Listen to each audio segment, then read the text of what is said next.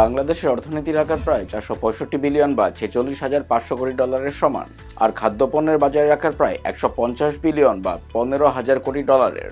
বিশাল এ বাজারে বিভিন্ন পণ্যের দাম নিয়ন্ত্রণে রাখতে প্রায়ই নিয়ন্ত্রণমূলক ব্যবস্থা নিতে হচ্ছে সরকারকে।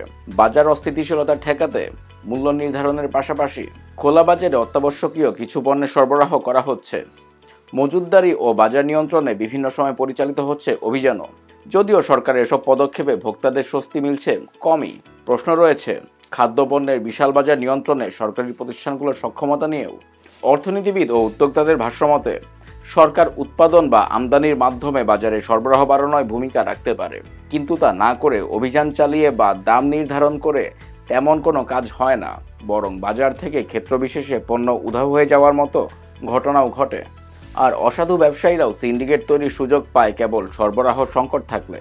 জার্মানি ভিত্তিক বৈশ্বিক বাজার ও অর্থনৈতিক তথ্য উপাত্ত সংক্রান্ত ডাটাবেস স্ট্যাটিস্টার হিসাবে 2024 সাল শেষে দেশে খাদ্যপণ্যের বাজারের আকার দাঁড়িয়েছে প্রায় 150 বিলিয়ন ডলারে। চলতি বছর শেষে এর আকার বেড়ে দাঁড়াতে পারে 164 বিলিয়ন ডলারে। 2025 থেকে 2029 সাল পর্যন্ত এ বাজারের বার্ষিক গড় প্রবৃদ্ধির হার হতে পারে 8.89%। দেশে প্রতি বছরই বড় হচ্ছে খাদ্যপণ্যের বাজার। এর মধ্যে প্রধান কয়েকটি খাদ্যপণ্যের বাজার দর অস্থিতিশীল হয়ে উঠতে দেখা যায় নিয়মিতভাবে। এ পরিস্থিতি সামাল দিতে বাজার নিয়ন্ত্রক সংস্থা ট্রেডিং কর্পোরেশন অব বাংলাদেশ টিসিবিকেও তৎপরতা বাড়াতে হয়। শুধু বাজার পরিস্থিতি নিয়ন্ত্রণ করতে গিয়েই সংস্থাটির বিপুল পরিমাণ অর্থ ব্যয় হচ্ছে। আবার দায় দেনায় প্রতিনিয়ত লোকসান বাড়ছে সংস্থাটির পক্ষ থেকে ওএমএসে চাল বিতরণ সহ নানামুখী উদ্যোগ নেওয়া হলেও বাজারে এসব কর্মযজ্ঞের কার্যকর প্রভাব দেখা যায় খুব কম। সরবরাহ না বাড়িয়ে শুধু বাজারে অভিযান চালালে বাজার থেকে বারবার পণ্য উধাও হয়ে যাওয়ার মতো ঘটনাই ঘটতে দেখা যাবে বলে মনে করছেন বিশেষজ্ঞরা। কৃষি অর্থনীতিবিদ জাহাঙ্গীর আলম বণিক বার্তাকে বলেন, বাজার মূল্য নিয়ন্ত্রণে আনার প্রধানতম উপায় হলো সরবরাহ বৃদ্ধি করা। উৎপাদন বা আমদানির মাধ্যমে এটা করতে হয়। তবে সরবরাহ না বাড়িয়ে বাজারে যতই অভিযান পরিচালনা করা হোক তা কোনো কাজে দেবে না। সরবরাহ সংকট থাকলেই সিন্ডিকেট সৃষ্টির সুযোগ তৈরি হয়। তাই সিন্ডিকেট বা কারসাজি প্রতিরোধে সরবরাহ বাড়ানোর কোনো বিকল্প নেই। অনেকটা একই অভিমত দিয়ে শেরে বাংলা কৃষি বিশ্ববিদ্যালয়ের অর্থনীতি বিভাগের চেয়ারম্যান ডক্টর রিপন কুমার মণ্ডল বণিক বার্তাকে বলেন, আলু যদি কোল্ড স্টোরেজে রেখে দিয়ে কৃত্রিম সংকট তৈরি করা হয় তখন হয়তো অভিযানের প্রয়োজন পড়ে, কিন্তু সরবরাহ ঠিক না রেখে দাম বেঁধে দিলে কোনো কাজে আসে না। দেশে খাদ্যপণ্যের মধ্যে আটা ও শস্যজাত খাদ্যের বাজারই বৃহত্তম। এর মধ্যে দেশে চাল ও আটার মতো অতি প্রয়োজনীয় নিত্যপণ্যের দাম বছর জুড়ে অস্থিতিশীল থাকতে দেখা গেছে সবচেয়ে বেশি।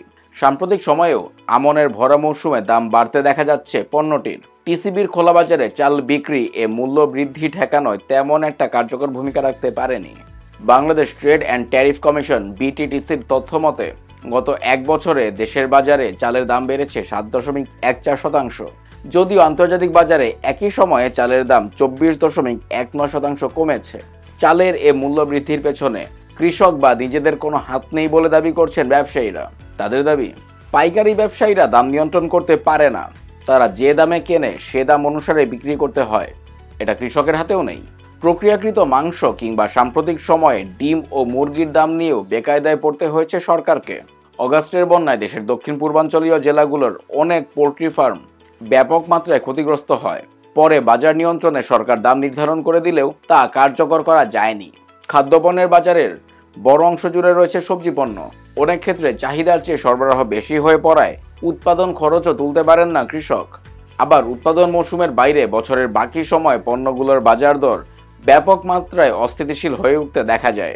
সর্বশেষ গত অক্টোবরে সরকারি উদ্যোগে টিসিবির মাধ্যমে সবজি বিক্রিরও একটি উদ্যোগ নেওয়া হয়েছিল, কিন্তু সরবরাহ চেইনের সংকট থেকে যাওয়ায় স্বল্প সময়ের এ উদ্যোগ বাজার দর নিয়ন্ত্রণে খুব একটা কাজে আসেনি।